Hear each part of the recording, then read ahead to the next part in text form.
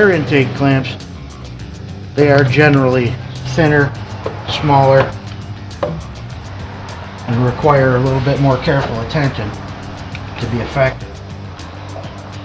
But again, you want to make sure your clamps are always centered in the place that the old one was removed and everything lined up correctly. Something else I've already noticed is, as an experienced technician, you can feel how the clamp screws together.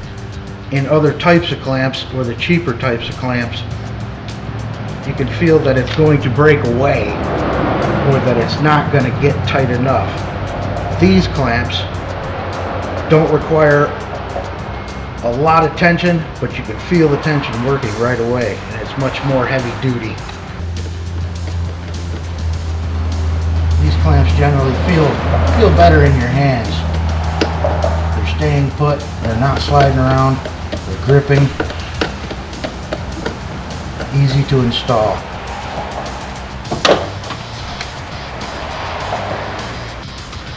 Now that clamp is tight, the hose isn't moving, it's sealed correctly.